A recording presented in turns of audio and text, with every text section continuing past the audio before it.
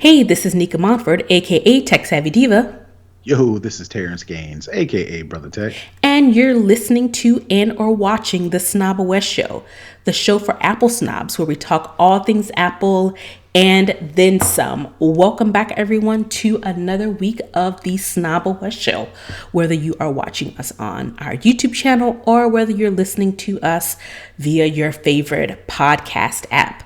So this week, let's go ahead and jump into the show. We're going to start with the lowdown where we talk all things Apple.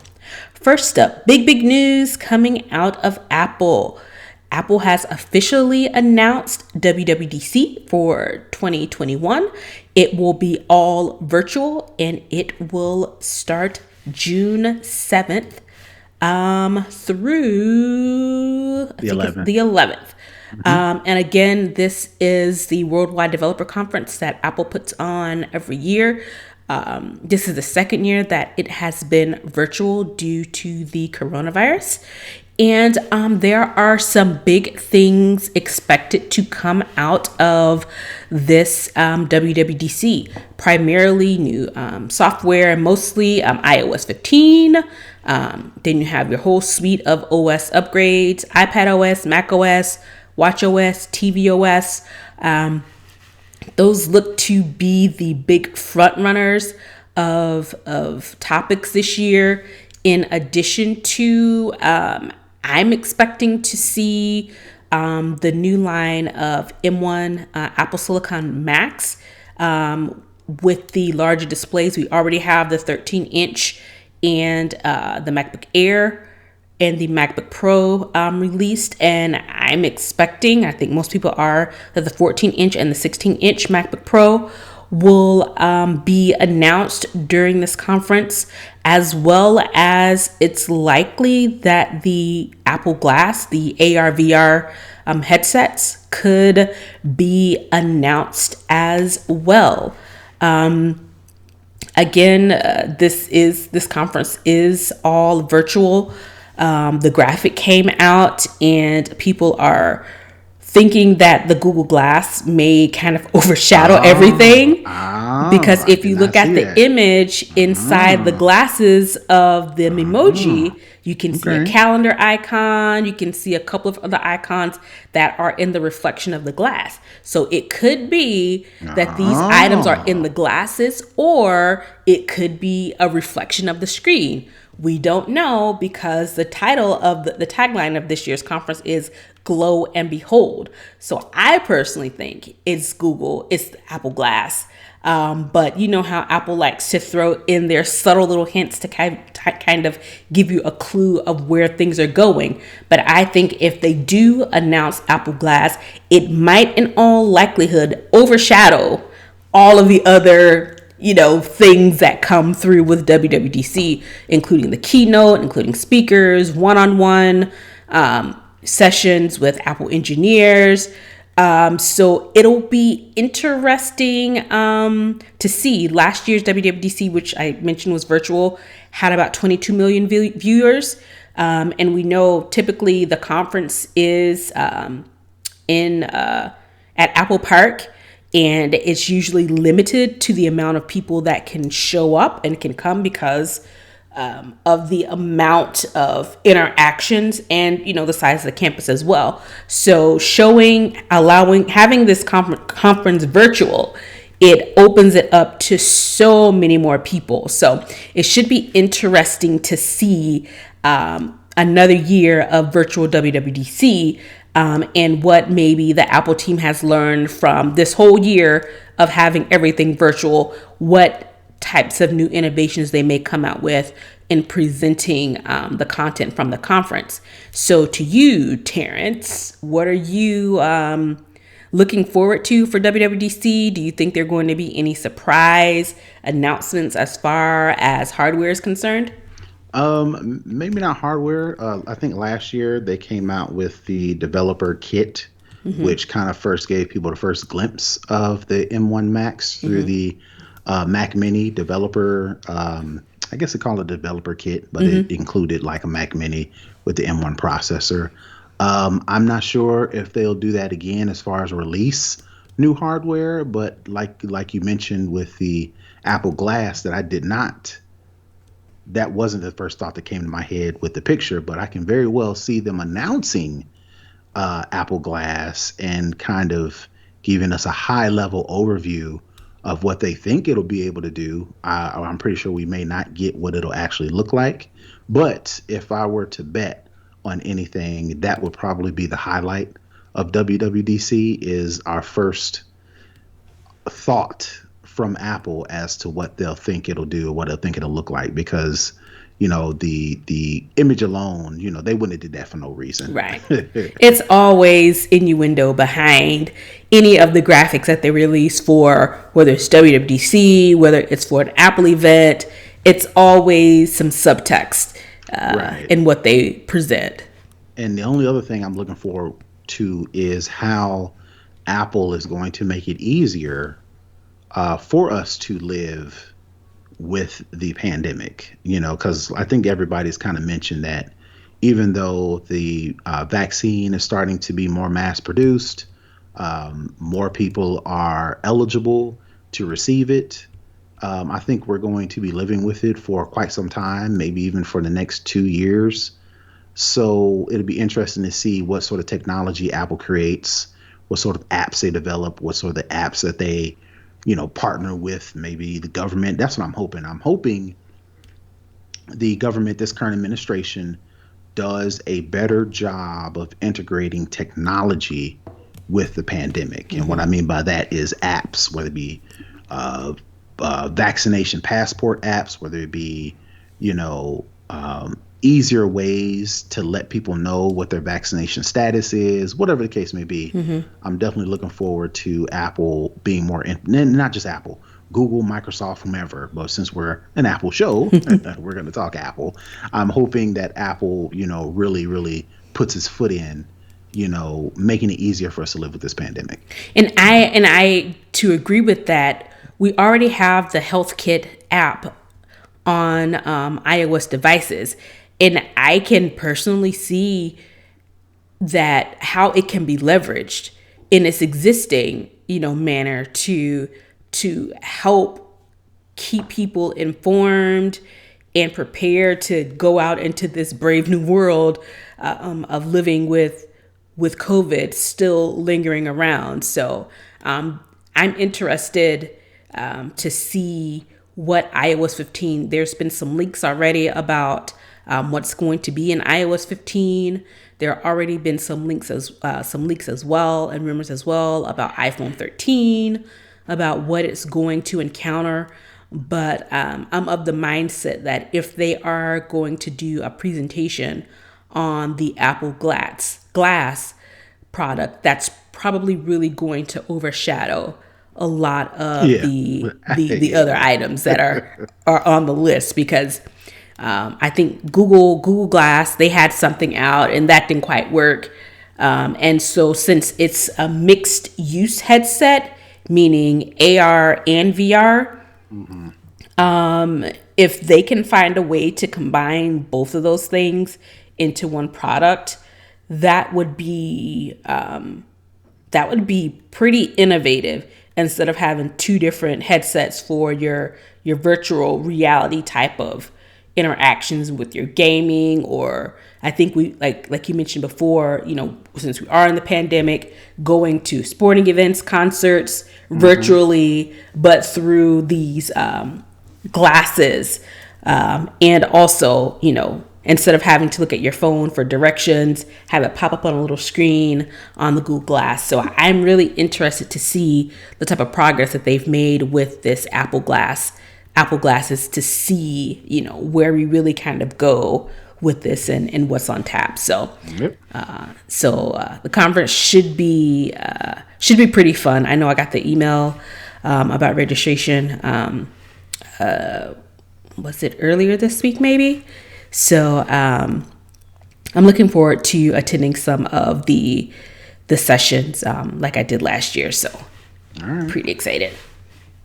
And to let us regular folks know how that works.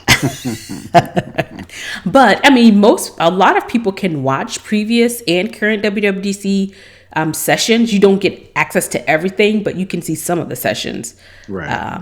through. They have a WWDC app for I think non-developers as well. So I think most people fall off after the keynote. yeah. Even though the really good stuff is after the keynote. All right. Speaking of how Apple is going to handle this whole COVID passport type of deal, there are a couple of different people, organizations, entities that are coming out with their own COVID passport, as you know, it's been nicknamed. One of those places is the IATA, which is the International Transport Association, which is the association that governs the air traffic controlling system. They announced that they are going to launch their own COVID passport for test results and vaccine certifications for the iPhone mid-April. So in about a couple of weeks. Originally, I think this was expected to happen the end of this month, but they are still in the testing phase. And I think they're currently testing it with the airline Virgin Atlantic, and they are using the route of London to Barbados to test out the system, since Barbados has agreed to accept the passport, which is in the which I would assume would be in the Apple Wallet or some sort of QR code or something of that nature. So it looks like people are starting to think ahead on how this can be done. Additionally, speaking of Cuomo again, we talked about Governor Cuomo in the snobOS show. You become a patron, you can get that type of content. The state of New York has come up with their own COVID passport called Excelsior Pass to use at venues in the state of New York through your cell phone. So it seems as if states, entities, because I think Los Angeles County has their own version of proving COVID vaccinations through Apple Wallet. So it seems like we have a hodgepodge of these different entities coming up with their own way to do things. And like you mentioned, when we're talking about WWDC, how is this going to work if you have all these kind of one-off, different entities doing their own thing? We probably need a global type of system, or at least a countrywide, how we all have our individual passports, but all passports around the country are the same. They're just, specific to your particular country, but they're all the same. So I don't know. There hasn't seemed to be any type of standardization globally. Even looking at the different states in our country, how, LA County has one. Fragmented. It's not even California. It's LA County, New York. So, what I hope is that it's not going to be a lot of rework, because LA County has their thing, New York has their thing. Are they going to have to go back and rework what they already have because to fit into the new system? It's just a lot. It's dumb. Yeah. It's what it is. Just like the DMV. You got the DMV in one state, you got the Department of something else. It's all just a license. But every state has their own license. Every state has their own license plate, which makes things more confusing for tracking, makes things confusing for keeping up with who has the current data. And it's going to be the same thing. Unfortunately, it looks like it's going to be the same thing with this pandemic. You've got some states doing this with the pandemic, some states doing that with the pandemic, and the same is going to be the case for this passport. You're going to have Delta doing something different, Southwest doing something else, the International Air Transit Association is going to be doing something else, Apple is going to be doing their own thing, the government is going to do their own thing. And it's just like, it shouldn't be that hard. You should be able to standardize. The government should be able to put out a standardized a set of requirements. Now, it's okay for Georgia to have their own COVID passport, for example. It's okay for New York, but the information, the requirements for what should be in this passport should be the same, and it all should be able to easily integrate. There's only two brands. There's Apple, and then there's Google, which is Android. They should be able to, just like apps, come out with an Apple. All these different entities should be able to use the same standardized amount of information, the same requirements, and be able to roll that out into an app that is configurable to the iPhone via Apple Wallet. I should be able to add it to my Apple Wallet or show it as a QR code. Same thing with Android. And if, for whatever reason, there are people who don't have a smartphone, I should be able to text ID or text vaccination to a number, and it go up to the federal government. They should be able to look into their data, spit out a message that then a border patrol or a gate agent should be able to then get that information and prove their status. I should not have to be trying to laminate. I read a story to where they're asking people to laminate your vaccination card to take that with. That is we are in 2021, and my thing is, what if I laminate it and I have to go back for a booster? You can't fill it. You got to give me a whole new card. Right. It should be a standardized requirement, or whatever it looks like. Can they not add that data to my driver's license or to my passport, where I just swipe my driver's license or swipe my passport? Or show my government's United States, whatever they want to call it, add it to the Apple Wallet. I should be able to show it or scan it, and then boom. Right. It is looking like that all these different groups are going to have all these different ways to do things. And you're going to end up with 5 apps just to do one thing. Yeah. You got to show your you got to show your different one to the international whatever. You got to show, if you're a Delta fan, you got to use theirs or you can't get on. If you go to Marriott, you got to use Marriott's or you can't book a hotel. If you go to Madison Square Garden, you got to show their own, or you won't be able to get in. I should be able to get one thing, put it on my phone via the wallet app or via one app, and then be able to show that. But I don't know if that's going to be the case. I doubt that's going to be the case, especially not initially. And my thing is, even if the United States was in a free-for-all with the previous administration, we have the World Health Organization, we have the G8 summit, we have all of these global connections. Were these guys not thinking about this? Or was it just, we're just in such reactionary mode, we're trying to get this under control? But you can have your scientists over here working on, figuring out the vaccine. You can have your other scientists over here figuring out the infrastructure and how this is going to work. Right, or outsource it to the tech companies. Yeah. Outsource it to Apple and let Apple and Microsoft and Google and Amazon and Facebook all figure it out, because this is a common goal. Right. This is not like, okay, well, how do we make money off the pandemic? Well, it shouldn't be.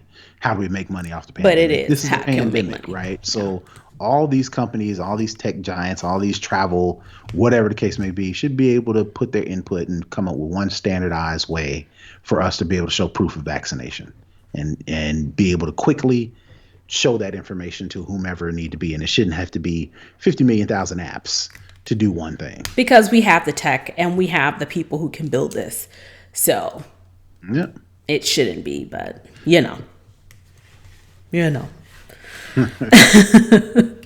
we definitely already, know what it is.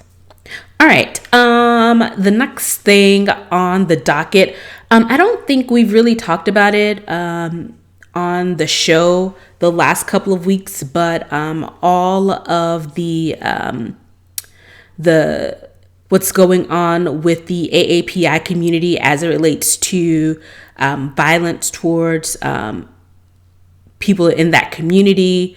You know, them trying to find voices, you know, the news and media not being able to accurately address the issues surrounding this community because it is so underrepresented.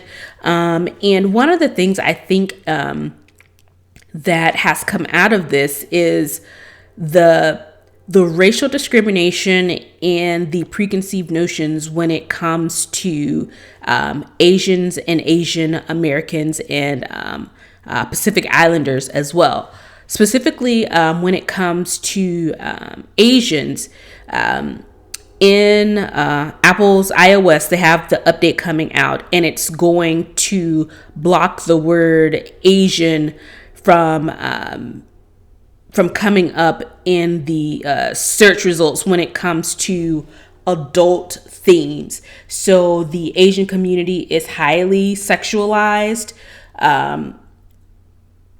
in, you know, society as a whole. And right now, when you type in Asian, it's coming up as a blocker or filter for adult content, which essentially is making Asian synonymous with adult content rather than Asian food, Asian designers, Asian countries. So the screen time adult filter, which is currently on iOS, the current version, they are going to remediate that problem, meaning using the word Asian in the adult filters. So I just think it's one of those things that probably people in the Asian community has you know seen and you know tried to rally around, but for the public at large, it's not something that would be on the radar. And I just think with all of the violence towards Asian and Asian Americans and Pacific Islanders, this is something that's kind of, you know, risen to the top of, oh, we should probably not do this. Yeah. So I'm mixed on this one, right? Apple is definitely being heavy-handed by already having this blocker in place where anything you search up with the word Asian in it automatically sends you to some sort of, or give you some sort of notification that this site is restricted, right? So definitely heavy-handed. But like you said, unfortunately, America does over sexualize anything Asian, unfair, unfair to them. But I'm pretty sure they have data to prove that there are so many Search results, so many websites, and so many other resources that you can find on the internet that unfair. It's unfair, but it does link, Asian searches to some sort of adult content, which again, that's not their fault. That's not the Asian community's fault. It's not. It's society at large. It's society's at fault, and then Apple is just, trying to respond to, reality as a whole. But as a result of that, you single out, specific communities, and unfortunately, that's not the way to go. Mm-hmm. Being heavy-handed is never the right way to go and try to blanket everything, right? So, like you mentioned, with iOS 14.5, when it comes out, it will no longer block searches containing the word Asian, which you would think it sounds so dumb. Like if I want to look up Asian restaurants near me, I'm gonna get a filter alert. Right. It's got to be more, Apple's smarter than that, right? But again, that's just, case in point, the dude in, Georgia who killed all those people going to those Asian parlors, Asian tattoos, because in his mind, he was punishing the people who were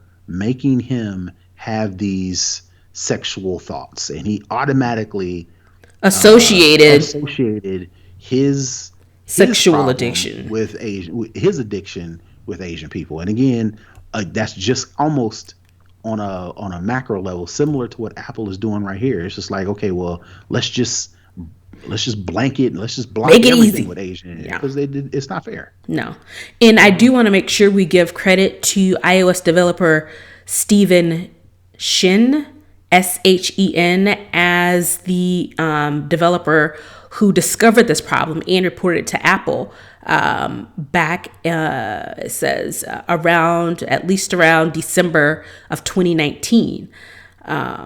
So he did, see this, and that's why it's so important to have representation in the tech industry that is all encompassing of the world that we live in. Because, like, I would have never thought that this would be an issue, because I mean, why would it doesn't make sense to me that this would even be something to even look for. But again, right, that's not my community, so I wouldn't necessarily be aware that it was that, like you said, heavy-handed on the issue. And this is just proof, case in point. Everybody says, oh, software technology can be racist. Yes, it can, because we create it, and we create it with our own biases yep, into it. So this is a prime example of that, proving that point where you just can't build something based off of one worldview. Right.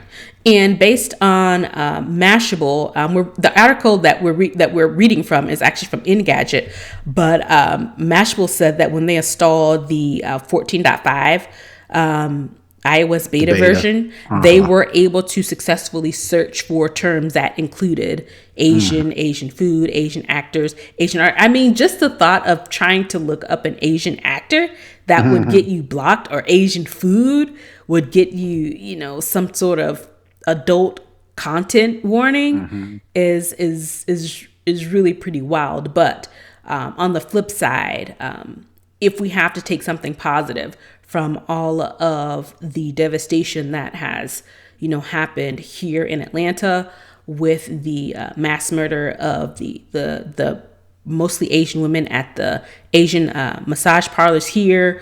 I think there was something recently this week of Asian hate. A man attacked an Asian elderly person.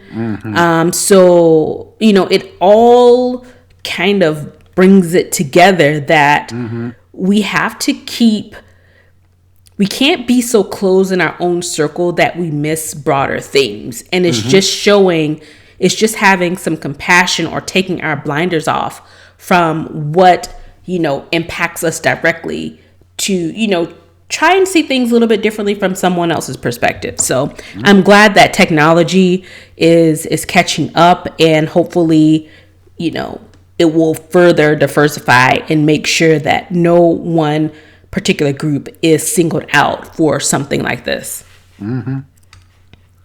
All right. The last thing that we have in the lowdown this week is that Apple is building a battery-based solar energy facility in California.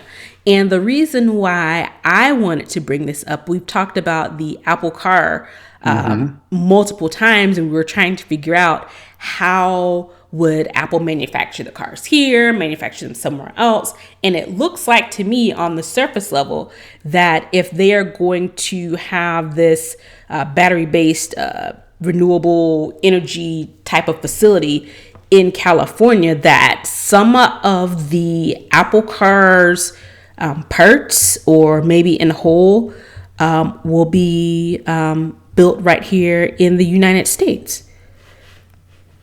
Yep. And just to further Apple's green initiative, the fact that they will be able to, it's just like almost like proof positive that if Apple can build a battery storage facility that takes energy from solar power and stores it in these batteries, that then sends it to Apple's facilities. And if Apple can power its own facilities off of renewable energy, then that's nothing for other companies to do it. Or remove the excuse for companies not to do it. You just have to have the innovation, which companies swear up and down they have. You see all these commercials where we're doing all this innovation on this, but you never really see anything, but it's just like fodder for our commercial. But Apple to actually do it, then of course competition is always good for the consumer. Yep. Soon you'll have Tesla. I mean, well, Tesla's already kind of doing it, but soon you'll have other companies like Google doing it, Microsoft doing it. And like you mentioned, if Apple then turns around and builds a car, then they're already building those building blocks for in people preparation for it. Yep. And again, to make other companies follow suit. Yeah. So all these companies that swear up and down they can't do it, it costs too much, whatever the case may be, Apple's just removing all those excuses. Right. In this particular project, it says from the article we're reading from Reuters, the project will store 240 megawatt hours of energy, or enough power for more than 7,000 homes for one day. So they'll be storing up energy that can power 7,000 homes for a full day. And this will be located in California's Flat Solar installation, which is in Monterey County. I mean, my West Coast folks, I'm sure you'll know the locations of all things. I have no idea. But they say it's about 100 miles southeast of the Cupertino headquarters. So it's really, really close to Apple Park. So it goes into line with what you're saying. If they can power Apple Park from that, then that, sends a signal to many other companies that say, yeah, Apple's done it, so you can do it as well. And it's all clean energy, solar and wind.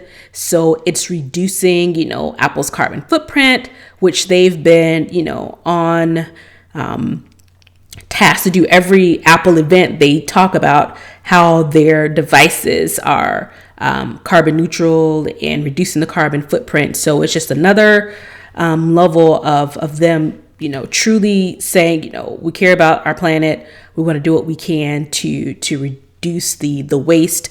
And also we may be able to use this for the Apple Car that we're building as well. All right, that is it for the lowdown. Let's head on over to Second String, where we talk all other tech. I wanted to start off with this article this week. I know it's been getting a lot of pushback back and forth, but President Biden has announced a $2 trillion infrastructure plan. And essentially, one of the key components of this plan is to provide broadband access for every American. And if, we think about how the infrastructure in this in this country is, it's all scattered. There's no centralized, really way to modernize the way the infrastructure is in this country. As we mentioned before, everybody has like a little piece. We talked about driver's license. Every state has their own version, license plates that have their own version. All of that that can be related to infrastructure as well, where you have these different pieces. We talked about it and we saw it with the big snowstorm in California, how it affected some parts of Texas more than others. It completely devastated some parts of Texas, and some parts of Texas weren't even affected at all. But for this particular initiative, the package will cost $2 trillion over 8 years, and it will include money for a range of projects, including improving and maintaining roads, bridges, and waterways, to spending $100 billion over the next 8 years to deploy broadband throughout rural America. And we've talked about it before on our show, the Great Digital Divide, the have and the have-nots, who has access to internet, and we've seen it even more now that everybody's pretty much at home, and we're doing a whole pile of homeschooling and virtual learning. Who has the access to the internet and the high speed nature of it to do schoolwork? So it looks like he's trying to bring together the pieces so that this will not be an issue going forward. Yeah, and I mean, honestly, it's almost like we can't survive without Yeah. broadband nowadays. Like you mentioned, kids, as a result of the pandemic, more kids are stuck at home doing homeschooling, virtual learning, and, not having access to broadband just makes it already kids are struggling to learn. And then you add technology on top of that and not having a solid a digital connection, that could be even just more frustrating to where even more kids and parents, would even further just give up. So being able to have making broadband more available and reduce the cost for income individuals, which a lot of the community that are low income, come from African American community. It's just a benefit for everybody, Yeah. right? So And the interesting thing is, in the article that we're reading, the White House said, "quote broadband internet is the new electricity," and it couldn't be summed up any better than that. yep. So again, like I said, it's just good that we got administration that's forward looking, Yeah. because this is an issue. This is not just props to Biden. I mean, it's almost like we're giving him props, but almost this is like you got to do this It's because it's basic. It's we basic. can't live without broadband. So yay for them for doing it, but I mean we can't be without it nowadays. Yeah, exactly. And it's just, people are willing to, this administration is willing to get the money and provide the funds to do Well, it. that's So, yeah. That's going to be the argument. How they raise the money. So we yeah, can already see that yeah, being an issue. yeah. But that's for a whole nother A podcast. whole nother conversation. And All again, right. I think it's just in the nature of the climate that we're in, you know, pushing back from the other side of the aisle, saying this is wrong, this is bad, we can do better, without offering up any other alternate solutions other than the fact that we don't want it because they did it. So No answer is indeed an answer. indeed. All right. The next thing. So Google has this experimental app that allows you to scan and categorize your documents, in making life a little bit easier for all of us.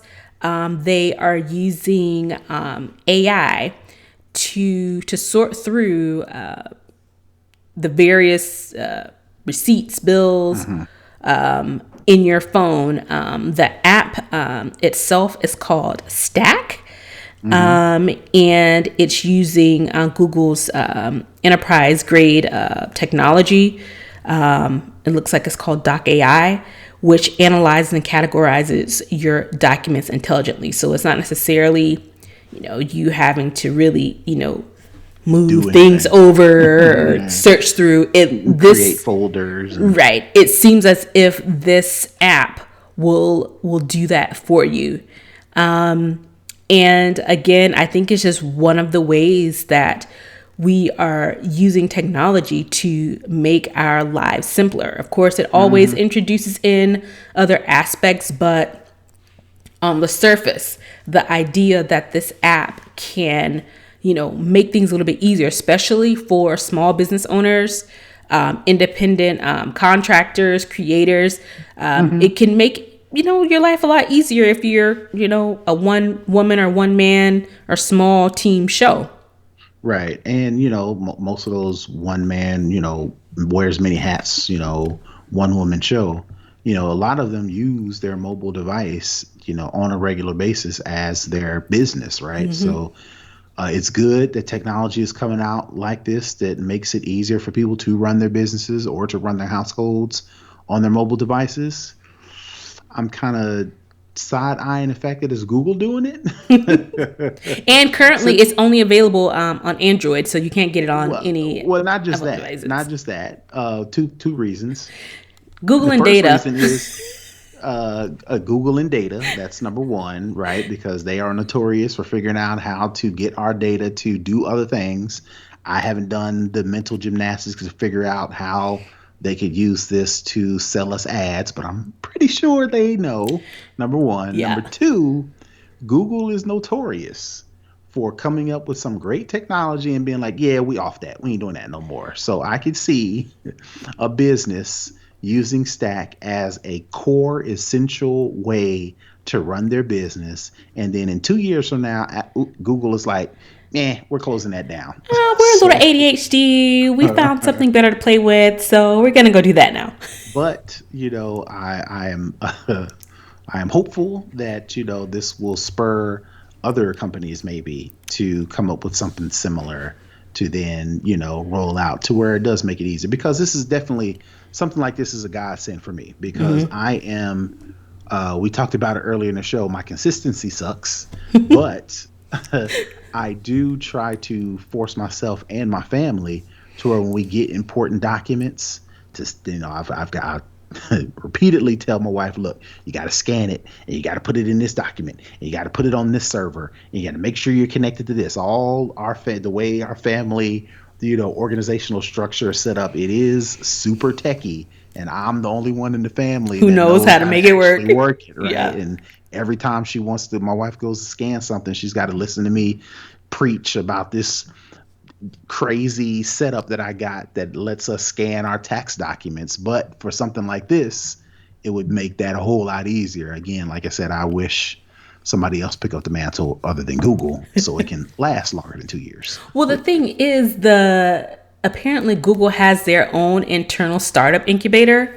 I mean, okay, a startup incubator within a FANG company is kind of mind-blowing, but it's called Area 120, which came up with this app. So, hopefully there's another startup out there that's willing to take this on if they haven't already, and really pull it together and run it, or maybe sell it to a larger scale company to kind of keep this going, because as you mentioned, we know that Google's focus can be easily diverted to something else. All right. Slack. We've been talking about Slack quite a bit lately. But Slack is now adding a Clubhouse-like feature to Slack. And the interesting thing of this is the CEO of Slack announced this on Clubhouse with the Clubhouse CEO. So I was like, petty or hella confident. I'm not sure which one it is, but the fact that you are on someone else's platform and you're basically taking their idea and building it out on your own platform and telling them they're doing it while in the platform, I was like, oh, all right. Well, you could look at this as Clubhouse really trying to make sure that they get their exit pretty quick, because I could see Slack buying Clubhouse and quickly integrating it into their own technology, because Clubhouse is first, right? Yeah. So everybody's gonna, regardless of what Twitter's doing, regardless of what Facebook is trying, regardless of what Slack announces, everybody's going to remember Clubhouse. So that just gives them that cachet to where they say, sure, you can partner to us. You can announce your little, how the sister said, you can announce your little thing, your little app, your little app on our on our platform. Just when y'all need them data and y'all need the users, and we've got a ton of users, just back the money truck up and let us dump it out, and you can have it. All right. Because I know I've actually been in one of the Twitter Spaces. I've had the beta for quite a while and I never joined one, but there is essentially a Tech Talk Twitter Spaces that happens every Thursday around 8, I think. And I joined this past week, and I have Clubhouse. I've had it for a while, but I've never used it. I never listened to anything on it. I mean, I hadn't done anything with it, honestly. But I just know from using the one on Twitter, it was surprisingly an easy process, and it was surprisingly a really good conversation. you can switch to speaker. Whoever the moderator is, they let you in. You say your business or say your part, and then you can revert back to a listener. So you don't have to stay on the quote unquote virtual stage if you don't have to.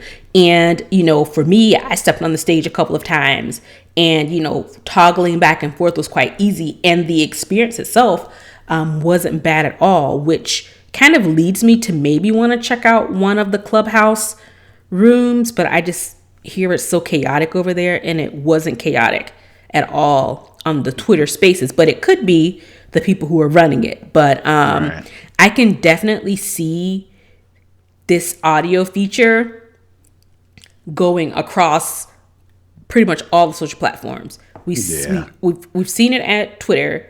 We know it's coming to Facebook and Instagram, and now to Slack. I can see it easily going over to LinkedIn.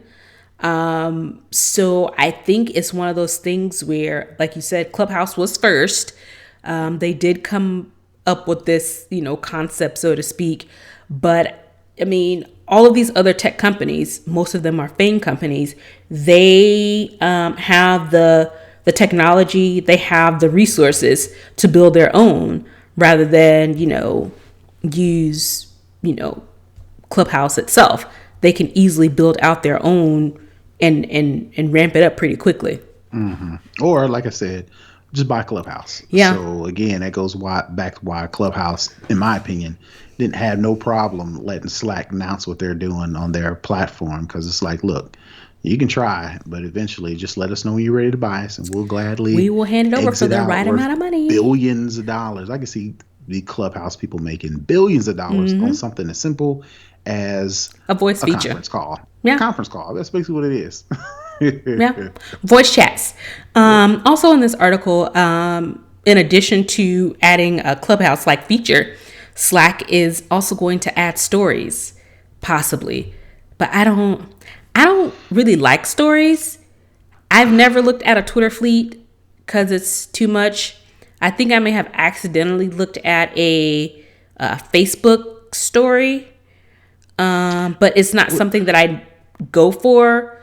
I use it more on Instagram, but for the other ones, even on Instagram, there's Instagram feed, there's Instagram stories, and then there's the Instagram.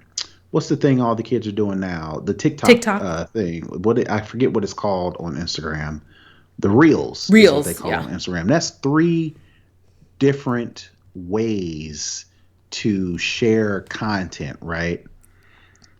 Well, a lot of times, most people put it on their feed. Right, and that's what I'm saying. There's no clear differentiation between what format is supposed to be used for what. Is my actual feed just general information versus the story is personal information about my daily life versus Reels is like quick informational type. But you can see people using it for everything, which I think is going to be the problem. I think whatever company, whether it be Instagram, Facebook, Slack, Clubhouse, whatever the case may be, however we go forward, I think it needs to be a better determination of what belongs in what. What belongs in what. And Slack is already, to me, it's so convoluted. I mean, switching through the different channels, and I was not a fan of the Slack. There are apparently people who love it, and maybe it's just because they use it corporately. But when I was using it, I'm like, this is way too much. I don't have time to be flipping through channels because, on Instagram, you just scroll. On Twitter, you just scroll. On Facebook, you just scroll. On LinkedIn, you just scroll. With Slack, you have to change channels to see what's going on in that. And then, God forbid, you off for a day. You've missed. And every single channel has its own notification. You got to set your notifications for each individual channel, and it's a lot. Mute this and everyone, and yeah. To me, it's a lot. I can't do it. Yeah, in general, for all of these social platforms, there needs to be a better determination of what goes where. Yeah, that's a lot. That's a lot. So, needless to say, I'm not a fan, but. To the people who are, go team. Right. All right. Speaking of buying out, Microsoft is in talks to buy Discord for more than $10 billion. So, I mean, hey, Clubhouse, you may want to jingle your app to the big boys and get some of this money, because clearly it is out there. We have a Discord channel chat for the show. A lot of gamers use Discord. It's heavily in the culture, and it seems as if Microsoft is ready to say, we want to put a ring on it and take it off your hands for about $10 billion. Right, because they need to get the young kids. Ain't nobody on LinkedIn. I mean, people are, but ain't nobody using Teams for no social interactions. It's all corporate based. Exactly, and LinkedIn is an extension of that, right? Right. And, you've got people jockeying for position on who's the thought leader or the social matter expert in X, Y, and Z. These young kids don't care about that. So Microsoft is trying to figure out how they get a slice of these Instagram, the young folks who are on Instagram, who are even to a certain extent on Slack. And all right, we need to get them. Where do we get them from? Discord, right? Which Discord to me is nothing but message boards and message forums for, for gamers and things like that, because you can, similar to Slack. Let's say it's in the same vein as Slack. But, you can better categorize different interests on Discord, because you can, within our community, just for snobOS community, we can break it off into Apple news, where all we talk about is Apple. You can make another channel for pandemic, since we talk about the pandemic or not. We can have a totally different section just for the pandemic, which is similar to like the message boards of like the 2002s, 2004s, on up to like 2008, before Twitter came out and blew that all out the water, right? So, but again, that's what all the young kids are doing it. Like you mentioned, for the gamers, one thing I figured out, I'm a sneakerhead, and I thought to myself one day, it's like, okay, well, I'm tired of taking L's, is what they call them, on trying to get certain shoes. The new kicks. Right. So what these young kids are doing is they're creating bots, and they use these bots to flood these websites to order all these shoes that then to turn around and resell them. Well, what they're doing is they are sharing all of the information on Discord. So they'll come up with a Discord server, and they'll give up all the information that you need to create a bot. They'll give you all the information that you need to run it properly. They'll give you all the information on the new releases, and they'll give you all the information you need to set up your bot properly in order to get these pairs, and they're doing all via Discord. So, it's just so kind of like the Reddit for Gen Z and Gen Alpha. Basically, that's basically what it is. Yep. Mm-hmm. Yeah, because I was like, I know that there's Gen Z, but I don't know what the other ones are. Like, I don't know. My nephew's 9. I don't know what he is. I have a niece who's 1. I don't know what she is. I don't know what the kids are doing, but these young kids are on Discord. They are on it. Like, they're on YouTube. They are on Discord like nobody's business. So, all right. That is it for Second String. We are going to head on over into For the Culture, where we talk about relevant topics to us, whether it be technology based, socially based, or culturally based, or Jim Crow based. As in this week. Hello and welcome to the Jim Crow era 2.0. And all of this really stems from the 2020 election defeat of Donald Trump. All of these Republican-led states are trying to appease the rabid fans of Donald Trump. And in one of the ways that they are doing that is through voter suppression laws. And here in the state of Georgia, the current governor, Brian Kemp, just signed SB 202, which is a sweeping bill that essentially overhauls the way that voting and elections are handled here in the state of Georgia. And while this particular bill that we're going to talk about affects Georgia, and we are in the South. There are I think it's about 20 some odd other states who have these the bills similar to this, that have Republican-led state houses, who either have laws on the books already or have bills that are in their current legislative session. So the bill was signed last week by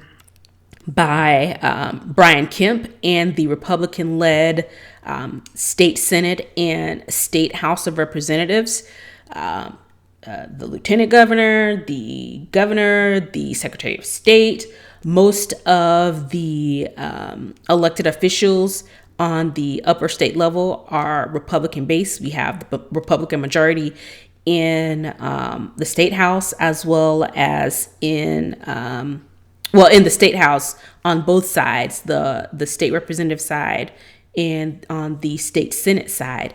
So this bill was backed by some heavy hitters who are Georgia-based companies, Delta, Coca-Cola, Home Depot, to name a few, that were on the list of supporting this bill. And what this bill does, a couple of things I'll outline that are covered in this bill, and we'll include the link to the show notes. Vox has a great article that pretty much breaks it down of what all the bill includes.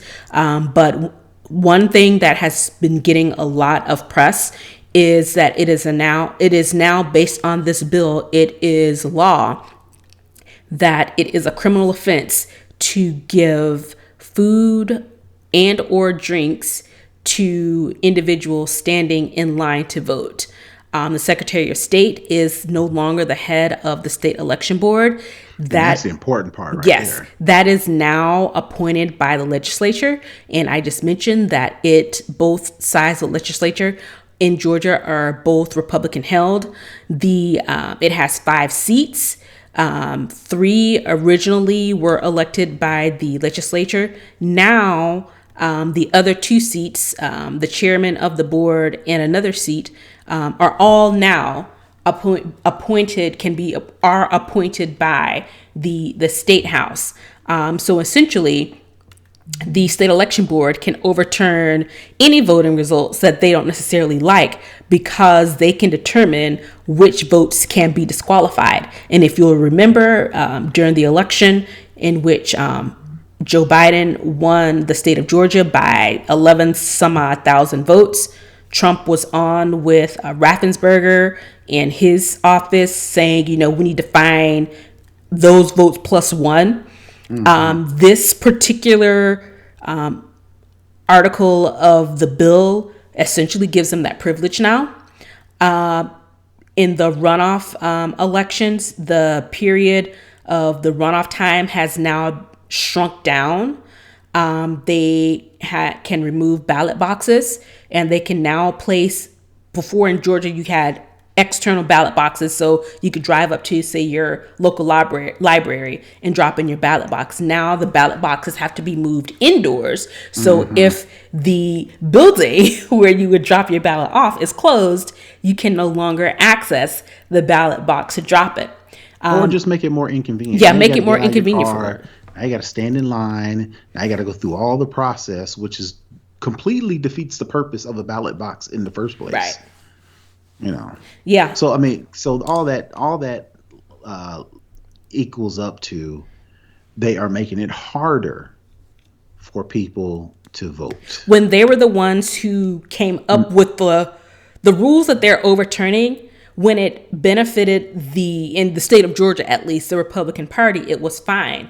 But we had an overwhelming amount of voters in the state of Georgia who voted via absentee ballot, which was, before this law, was no excuse. You could just request the ballot box. Now you have to have an excuse to request an absentee ballot. And additionally, you have to send in, there are new ID requirements as it relates to sending in your ballot. So if you remember back during this whole challenge situation, they felt that they weren't able to do a signature verification on your driver's license with your ballot. And what that does is, if you have my driver's license, you can tell which area I live in, and you can make an educated guess of what I am more likely to vote. And so if I do, we need to do signature verification against a driver's license. Oh, well, this looks like a person who might be in Fulton County that might vote for the other side. buddy. This vote's disqualified. The driver's license signatures don't match. Throw it out. And so all of this really is speculative, right? It's speculative that they could do this. It's speculative. We're assuming, it's a good educated guess that they can do, that the Republican-led, specifically in our state of Georgia, could do all of this, right? But it's almost like, why are they making it harder for people to vote when in 2021 we should be making it easier for people to vote? People should be able to vote on Saturdays. People should be able to vote via their mobile devices or online. And, the fact that they're trying to go backwards clearly points to voter suppression. They want to, one, make it harder for people to vote. Two, specifically, they want to make it harder for low income people with less access, people who traditionally don't vote Republican. They want to make it harder for them to vote. And then number three, it just points out to, if you can't beat them, change the rules. And that's not how our government works. Sure. Well, that's not how it's supposed to work. That's not how it's supposed to work, right? You make the point. The fact that they're doing this is just flies in the face of, okay, well, how can we make it more advantageous for people to vote our way? No, let's not think about that. Let's figure out how to make it harder for them to vote their way. That's not how government is supposed to work. And the fact that they're doing this, it just takes it back to, like I said, Jim Crow, because that's how they excluded a lot of African Americans specifically, but just people from low income, just to discourage them from voting. And if this something as simple as making it a felony for people to pass out food, it just is going to discourage people. There may be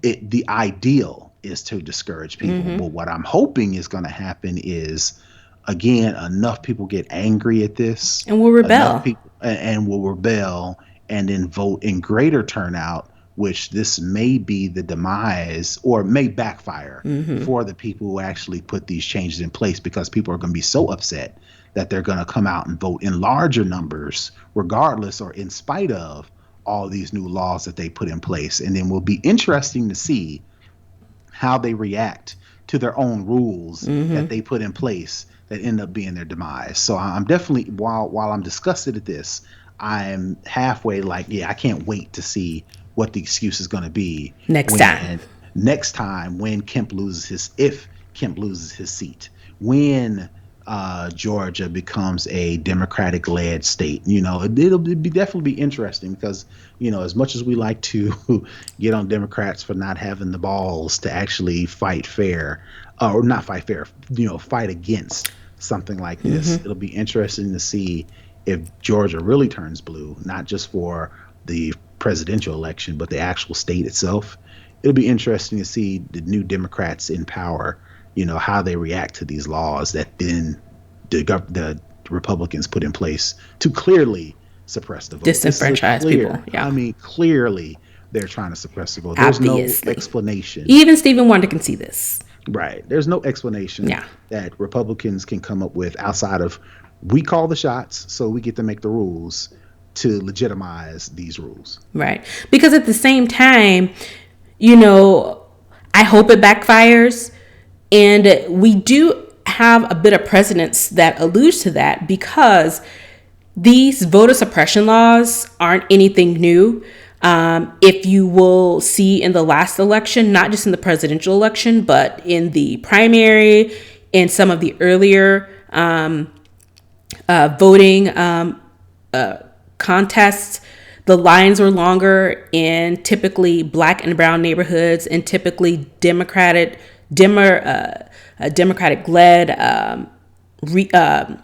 areas. the lines were significantly longer. They had less machines. They had issues with machines, and people still stood in line to vote. I just think this is just going to be another layer of defiance from, people in this state, because it's obvious. It's obvious what they're doing. It's obvious what it is. And a lot of these companies that I mentioned initially that support this bill, they're now backtracking, because not only is it coming from inside the state, but around the country, there were calls to boycott the state. And then people in the state were like, whoa, don't boycott the state, because people live here. Boycott the businesses that support this and are providing the money to it. So Delta came out with a new statement today. They had one statement that was pretty lame. So now they've pretty much come out and, okay, let's be crystal clear what we mean. The film industry, because all of your favorite Marvel films are pretty much shot here. Pretty much any major blockbuster film that you've seen, it was filmed here in the state of Georgia because of the tax credits that it provides. So people are now talking about boycotting businesses, the industry, the different entertainment, film industries all around. And it's pretty much putting a stain on the state, while the leadership doesn't really care about that, because all they care about is being racist. The companies who have to do business here and are based here, they're like, whoa, let's kind of change it up a little bit, because this is now costing us money. Right. And I just did a quick Google, Atlanta Journal-Constitution. Delta Airlines CEO Ed Bastian said in a memo to employees Wednesday, which is today? Today. Yeah. That the law is unacceptable and based on a lie of widespread fraud in last November's election. Hours later, Coca-Cola CEO also pronounced the measure unacceptable, which on its face is fine, but that's not. That's what they said at the beginning of the week. That's not what you said beginning of the week. That's not what you said last week. Now, I actually looked at the first statement, and I could see what they were trying to say. Thread the needle. They were trying to, right. They were trying to, the point that they were making was, we worked hard to make sure that while this bill isn't perfect, we worked hard to get this thing put in that does this thing put in that does that, this put thing in that does that. And overall, we'll continue to work hard with the government to do X, Y, and Z. That was the statement in and of itself. Now, if you look at that, you could be like, you could give them some love, right? But then all of this avalanche of boycott and hate and all this stuff. It's on every national news program. It's on everybody's Twitter feed. It's trending. They're like, whoa. Now they say it's unacceptable. And my point is, again, why does it take all of this negativity and all of this focus for these companies, for these businesses, for these governments to do the right thing the first time? Just do it right the first time. Just do it right the first time. I don't understand why they have to come out with this, this is unacceptable. You could have said that first. Yeah. You could have said that first. Save yourself some grief.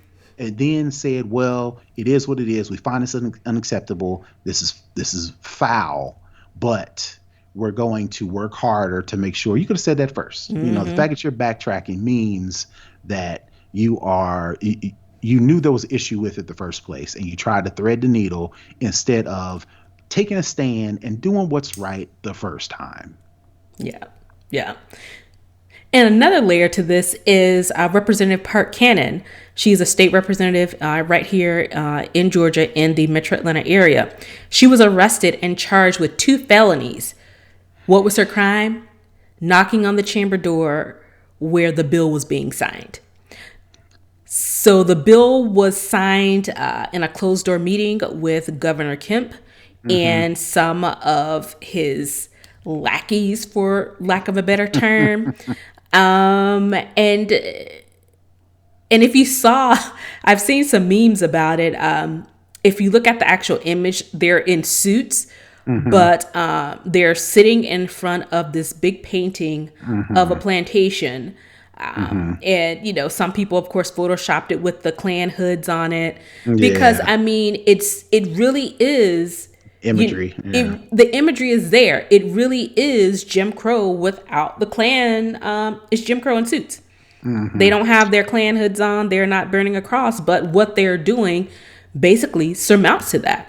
Right. And of course, the reason I read a story about the reason why the officers arrested her in the first place is because, according to them, they were concerned that the other protesters were going to start and, I don't know, rush the state capitol. It was going to be a replay of... Yeah, reminiscent of the insurrection at the federal Capitol building.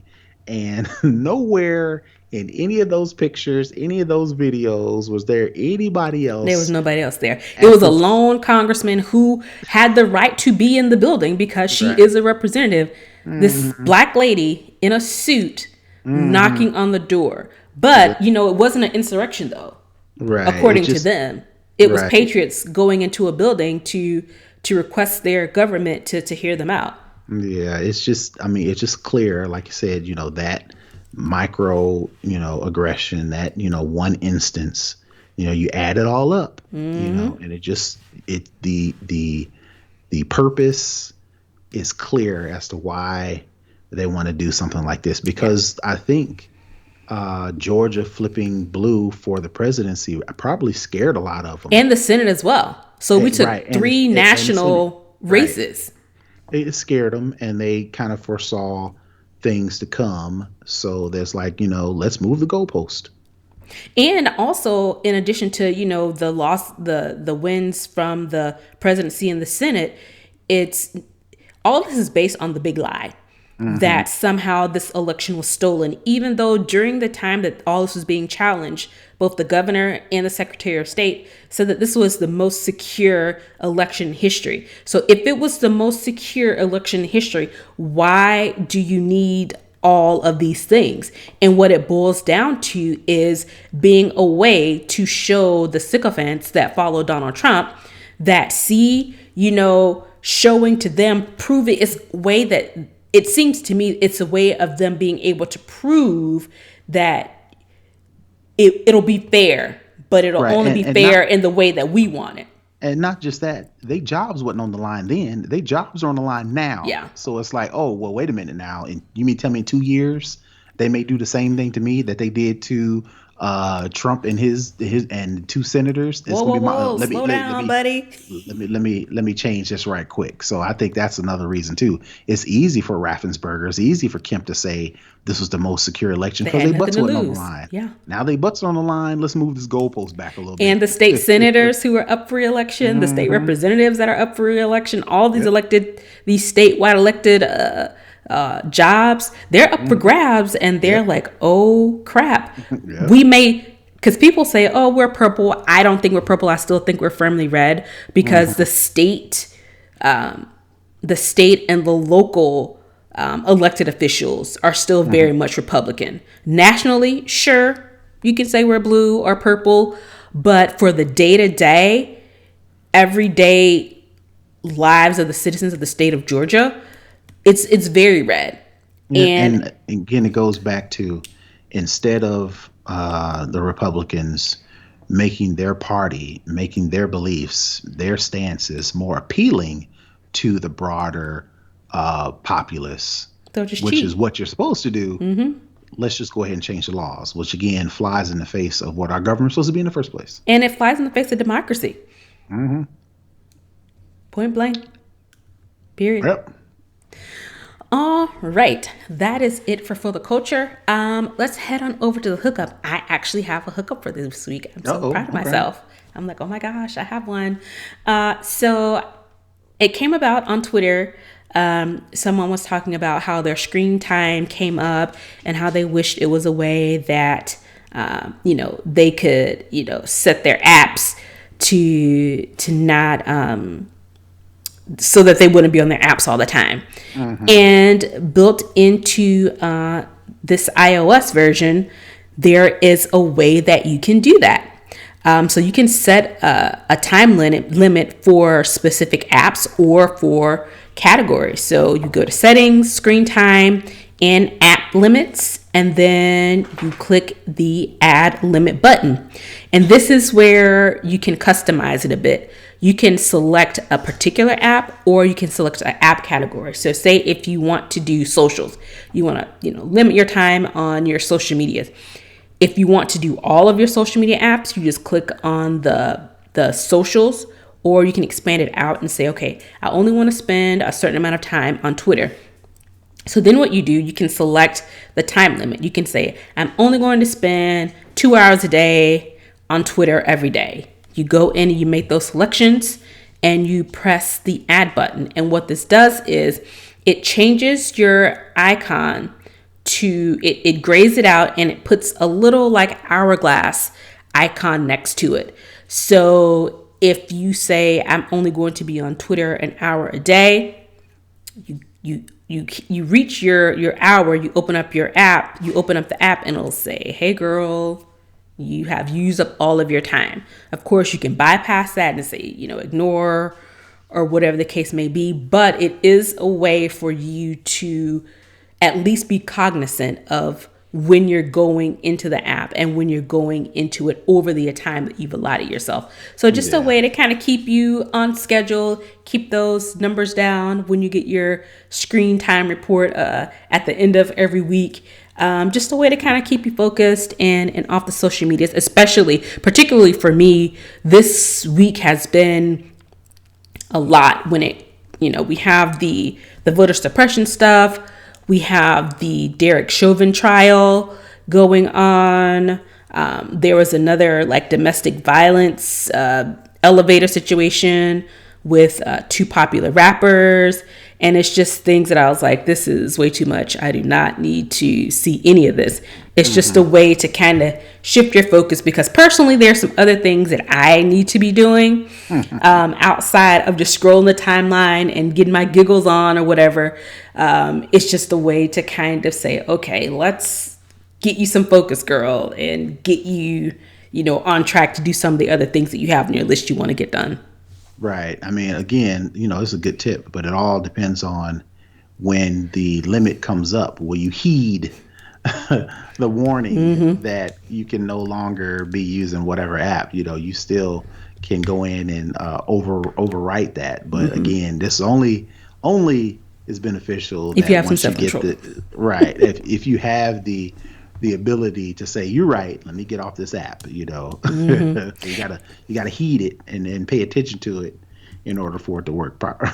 Yeah, and I mean, you can kind of start, even if you hit your time limit and you hit the ignore and go into the app, at least it's starting to get into your mind that, oh, I've been over my time. I'm going to bypass this so I can still go scroll. But, the mind is starting to say, okay, I'm bypassing my limit all the time. The shame is there. Yeah. Shame yourself. Shame. So yeah, I think it's, pretty helpful. Because I know I think there's a similar web app. I think it's called, is it Self-Focus or something like that, where you can do this for apps on your desktop. So I found it. I think Cheska Lee posted about it, and I kind of bookmarked it's called Self-Control. It's a free Mac app that helps you to avoid distracting websites. So it's an app you can download to kind of, if you're not on your phone but on your actual laptop or desktop or whatever computing device you're using, it's a way that you can kind of start to help with the distractions, because we do have so many distractions, especially since we are mostly at home and can easily lose focus. Right. All right. Did you have any other thing you want to add for the hookup? Nope, that's it. All right. Well, that's our show for this week. Definitely download, rate, and review us. We're on Apple Podcasts, Google Podcasts, and Spotify. You can also hit us up on the social media apps, Twitter, Instagram, and Facebook. We are at snobOS Cast everywhere. Also, please watch us on our YouTube channel at snobOS Cast. Make sure you like and subscribe to the channel so that you'll get the notifications when we go live or when there is new content available. Also, if you want to leave us any types of comments or suggestions on show topics or anything you want to hear about or any comment on what we've discussed, you can do that by visiting our website, snobOScast.com, and leaving a comment there, or you can email us at snobOScast@gmail.com. Finally, you can definitely support our show and the content that we provide by going to patreon.com/snobOScast. And for just $5 a month, you get access to our pre-show content, access to our live show taping, as well as access to our live chat community. And also, if you want to drop us off a love offering, you can do that via PayPal at paypal.me/snobOS. And that is it for this week. We will see you again next week. Bye, everybody. Peace.